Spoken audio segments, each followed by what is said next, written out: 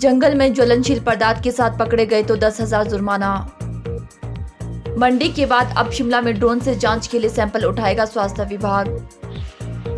Car ने bike को मारी टक्कर। शिमला के रामपुर में भालू का आतंक। शिमला में 2 अलग अलग मामलों में पकड़ा अवैध शराब का जाखिरा।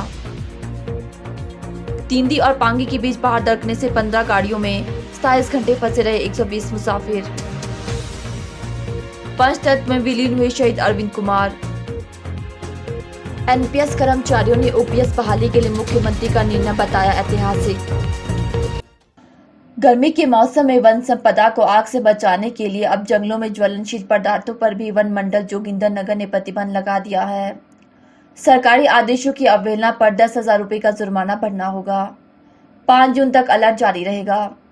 गर्मी में जंगलों में आग की आशंका को देखते हुए यह आदेश वन परिक्षेत्र धर्मपुर, कमलाहा, उल्लाह, जोगिंदरनगर और टिकन के लिए जारी कर दी है।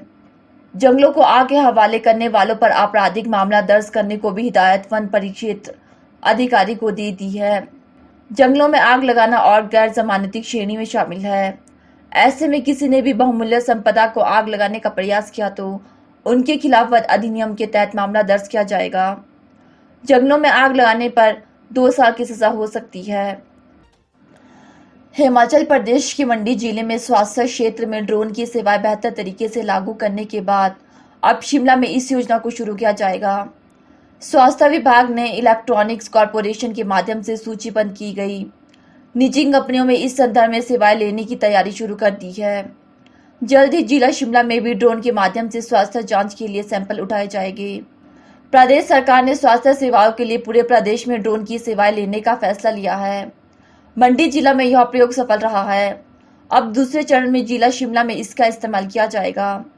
स्वास्थ्य विभाग की ओर से जांच के लिए सैंपल लेने को वीटोल ड्रोन का इस्तेमाल किया जाएगा। यह ड्रोन लंबी दूरी की उड़ान भरने में सक्षम है। यह करीब 300 किलोमीटर तक की दूरी तय करने में कारगर है। अपनी सेवाओं की ओर बेहतर करने के लिए वन विभाग, पर्यावरण विभाग एवं तकनीकी विभाग और आपदा प्रबंधन प्राधिकरण ने भी ड्रोन का प्रयोग करने का फैसला लिया है। इन तीनों विभाग ने इलेक्ट्रॉनिकल कॉरपोरेशन के माध्यम से ड्रोन की खरीद की है। वन विभाग जंगलों की निगरानी के लिए ड्रोन का इस्तेमाल करेगा। आपदा के समय मदद पहुंचाने और नुकसान का जायजा लेने के लिए भी प्राधिकरण ने ड्रोन खरीदे हैं। जिला हमीरपुर में थाना क्षेत्र नादौन के अंतर्गत धनेटा संपर्क मार्ग के समीप एक कार और बाइक की जोरदार टक्कर हो गई। हादसे में बाइक सवार युवक गंभीर रूप से जख्मी हुआ है। घायलों की पहचान रितेश कुमार पुत्र संजय के रूप में हुई है। स्थानीय लोगों द्वारा घायल को नादौन अस्पताल पहुंचाया गया, जहां प्राथमिक उपचार के बाद उसे हमीरपुर मेडिकल कॉलेज रेफर कर दिया गया। वहीं पुलिस ने घटना के संदर्भ में मामला दर्ज कर आगामी कार्यवाही शुरू कर दी है। जानकारी के मुताबिक रितेश अपनी बाइक पर सवार होकर अपने घर की ओर आ रहा था। इस दौरान धनेटा संपर्क मार्ग पर तेज गति से आ रही एक कार ने बाइक को जोरदार टक्कर मार दी। हादसे में बाइक सवार युवक गंभीर रूप से जख्मी हुआ। घटना के बाद स्थानीय लोगों द्वारा उसे तुरंत अस्पताल भिजवाया गया। बता दें, कार चालक ने बाइक को टक्कर मारने के बाद वहां सड़क किनारे खड़ी अन्य 2 कारों को भी टक्कर मार दी और मौके से फरार हो गया। वहीं सूचना मिलते ही पुलिस की टीम मौके पर पहुंची और मामले की पुष्टि थाना प्रभारी नादौन कुलदीप कुमार ने की है।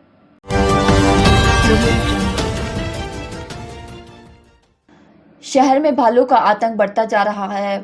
भोजन की तलाश में भालू लगातार शहर में घुस रही है। लोगों पर हमला करने के साथ ही मकानों में ही घुसकर सामानों को नुकसान पहुंच रहा है। मामला राजधानी शिमला के रामपुर उपमंडल की लालसा पंचायत का है। यहां एक भालू ने घर के दरवाजे व खिड़कियों के अलावा दीवारों को भी क्षतिग्रस्त कर दिया। दरअसल मधुमक्खियों के डिब्बों व खुलियों से शहद खाने की कोशिश में भालू ने मैदान देवी व केसर सिंह के घरों को नुकसान पहुंचा डाला।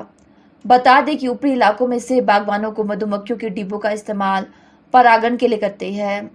इसके अलावा मधुमक्खियां पालन का व्यवसाय भी किया जाता है। बता दें, भालू ने शहद पाने की कोशिश में दीवारों को क्षतिग्रस्त कर दिया।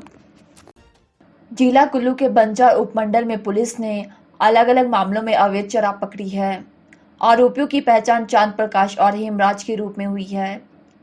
पुलिस ने दोनों आरोपियों के खिलाफ आबकारी अधिनियम की धारा 29A के तहत मामला दर्ज कर आगामी कार्यवाही शुरू कर दी है। जानकारी के मुताबिक पहले मामले में पुलिस की टीम बाहू के पास गश्त पर थी। इस दौरान पुलिस ने चांद प्रकाश के चाय के ढाबे की तलाशी ली तो 7 बोतलें देसी शराब संतरा की बरामद हुई। तो वहीं दूसरे मामले में पुलिस की टीम बंजार उपमंडल मुख्यालय के साथ लगते सिद्धवां में गश्त पर थी। इस दौरान पुलिस ने हेमराज की दुकान से 5 पेटियां VRV फूड लिमिटेड मार्का की बरामद की, जिसमें 52 बोतलें मिली है। पुलिस आरोपियों से मामले की पूछताछ कर रही है। चंबा से पांगी के लिए 15 वाहनों में रवाना हुए करीब 120 लोग तिंदी व पांगी के बीच पहाड़ दरकने से 27 घंटे तक फंसे रहे। बीती वीरवार देर शाम तक मार्ग यातायात के लिए बहाल न होने पर बच्चों और बुजुर्गों को तिंदी गांव में शरण लेनी पड़ी। लोगों को ठिठुरते हुए तिंदी गांव में रात गुजारनी पड़ी। सूचना मिलने के बाद मशीनरी लेकर मौके पर पहुंची BRO की टीम ने कड़ी मशक्कत के बाद शुक्रवार दोपहर 2 बजे तक मार्ग को बहाल किया। इसके बाद ही लोग पांगी के लिए रवाना हो पाए। बीते वीरवार को तिंदी और पांगी के बीच में अचानक पहाड़ दरकने से मार्ग पर बड़ी बड़ी चट्टानें आ गिरी। मार्ग पर वाहनों की आवाजाही पर ब्रेक लगने से पांगी की ओर से चंबा आने वाली छोटे वाहनों को वापस पांगी के लिए रवाना हो गई, लेकिन चंबा से पांगी के लिए निकली 15 गाड़ियों में सवार 120 लोग बीच राह फंस गए। देर रात तक मार्ग यातायात के लिए न खुलने पर गाड़ियों में फंसे लोगों ने तिंदी गांव में शरण ली। शुक्रवार दोपहर के बाद मार्ग के बहाल होने पर गाड़ियों के जरिए बीच राह फंसे लोग पांगी के लिए रवाना हुए। वाहन चालकों में सतीश कुमार, गंगाराम, मान सिंह, पवन कुमार और सनी ने बताया कि तिंदी और पांगी के बीच पहाड़ दरकने से मार्ग बंद हो गया। मार्ग बंद होने से लोगों को आवाजाही करने से परेशानी का ही सामना करना पड़ा। शुक्रवार दोपहर के समय मार्ग बहाल होने पर लोग पांगी के लिए रवाना हो गए। आवासीय आयुक्त ऋतिक जिंदल ने बताया कि BRO के साथ जल्द बैठक की जाएगी। इसमें निर्देश दिए जाएंगे कि कोई मार्ग बंद होता है तो उसे शीघ्र बहाल किया जाए, जिससे लोगों को परेशानियों का सामना ना करना पड़े। राजौरी में आतंकी हमले में शहीद हुए हिमाचल प्रदेश के कांगड़ा जिले की सूरी गांव के अरविंद कुमार पंचतत्व में विलीन हो गए। शहीद अरविंद कुमार सैन्य सम्मान के साथ अंतिम संस्कार किया गया। अरविंद के बड़े भाई ने ही उनकी चिता को मुखाग्नि दी। सैकड़ों लोगों ने नम आंखों से शहीद अरविंद को अंतिम विदाई दी। अरविंद कुमार के अंतिम दर्शनों के साथ आसपास के गांव के भारी संख्या में लोग पहुंचे। इससे पहले शनिवार शाम को शहीद अरविंद कुमार की पार्थिव देह को पालमपुर के होल्टा मिलिट्री स्टेशन लाया गया और रविवार को सुबह शहीद की पार्थिव देह पैतृक गांव पहुंची। जैसे ही उनका शव घर पहुंचा तो चारों तरफ चीख पुकार मच गई। माँ बेटे को तिरंगे में लिपटा देख बिलक पड़ी तो पत्नी के आंसू देखकर हर आंख नम हो गई। शहीद की पत्नी ने लाल जोड़े में पति को अंतिम विदाई दी। अरविंद कुमार के पिता को नहीं पता है कि उनका बेटा अब इस दुनिया में नहीं है। शहीद अरविंद के पिता उज्जवल सिंह लोक निर्माण विभाग में कार्य करते थे। करीब 8 साल पहले वो सेवानिवृत्त हो गए। सेवानिवृत्ति के 2 साल के भीतर ही वह अपने मानसिक संतुलन खो बैठे और उनकी याददाश्त चली गई। अरविंद ने अपने पिता के इलाज में कोई भी कसर नहीं छोड़ी और सेना के कई अस्पताल में उनका इलाज करवाया। चिकित्सकों ने अरविंद को बताया कि उनके पिता की याददाश्त चली गई है और ऐसे में अब वह चमत्कार से ही वापस आ सकते हैं। अरविंद के परिवार में मां के अलावा एक बहन, बड़ा भाई भी है। अरविंद की 2 बेटियां हैं। लंबे संघर्ष के बाद NPS कर्मचारियों को मिली ओल्ड पेंशन बहाली, जिसके लिए कर्मचारियों ने सुखविंदर सिंह सुक्खू सरकार का आभार जताया। रविवार को शिमला में NPS कर्मचारी महासंघ ने एक पत्रकार वार्ता में कहा कि लंबे समय से उनकी मांगें नहीं सुनी जा रही थी, जबकि सुखविंदर सिंह सुक्खू सरकार ने सत्ता में आने पर अपना वादा पूरा किया और OPS की बहाली की। उन्होंने कहा कि इस फैसले के लिए प्रदेश के कर्मचारी उनका धन्यवाद करते हैं और इसी के लिए धर्मशाला में जल्द ही आभार रैली का आयोजन किया जाएगा, जिसमें प्रदेश का कर्मचारी वर्ग शामिल होगा और इस ऐतिहासिक निर्णय का जश्न मनाया जाएगा।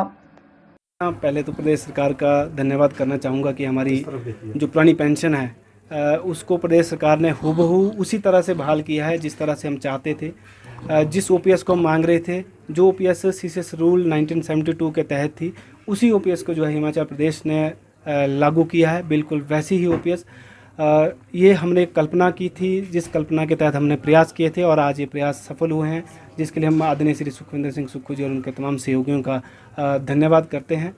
और लगातार हमने लंबा संघर्ष किया था। अब एक सुख स्थिति में हम सभी हैं कि एक बहुत लंबे संघर्ष के बाद हमने ये जो पुरानी पेंशन पाई है, इसके लिए जो है हमारा जो संघर्ष था और जो संघर्ष में साथी रहे हैं, उनका भी हम धन्यवाद करते हैं और उन सबको बधाई देते हैं। देखिए, कुछ लोग अभी भी शायद ये मानने को तैयार नहीं हैं कि हिमाचल प्रदेश में पेंशन बहाल हुई है। ख़ास करके ये वही लोग हैं जो पहले से ही खुद तो पुरानी पेंशन में थे, लेकिन नई पेंशन में आने वाले जो उस समय के कर्मचारी थे उनको गुमराह करने की कोशिश करते थे, और अभी भी ये कह रहे हैं कि ये जो पेंशन है ये अब दे तो दी, अधिसूचना तो हो गई है, लेकिन शायद सरकार जो इसको नहीं दे पाएगी। तो मेरा उनसे ये निवेदन रहेगा कि इस तरह का गुमराह करने की कोशिश ना करें। जब सरकार ने अगर कोई फैसला लिया तो अब सरकार जो है पेंशन भी देने जा रही है। हमें पूरा विश्वास है हिमाचल प्रदेश के हर एक कर्मचारी को पेंशन मिलेगी। जीपीएफ को लेकर भी के अकाउंट जो है बिल्कुल मैंने अप्लाई करना शुरू किया है, बहुत जल्द अकाउंट भी खुल जाएंगे। एजी में भी सरकार की जो है वो पत्र पहुंच चुका है, अब ये अकाउंट भी बहुत जल्द खुलना शुरू हो जाएंगे। हिमाचल मॉडल की एक बात की गई है, आपको कैसा आप कर्मचारियों को लग रहा है? हिमाचल मॉडल जो है वो क्योंकि एक पूरे देश में एक बहुत शानदार मॉडल है, क्योंकि यहाँ पर बिल्कुल वही पेंशन बहाल कर दी गई है जो पेंशन जो है 2003 से पहले के कर्मचारियों को दी गई थी, और उसी पेंशन को जो है यहाँ अडॉप्ट किया गया है, जिसके लिए हम आदरणीय श्री सुखविंदर सिंह सुक्खू जी का धन्यवाद करते हैं। Thank you.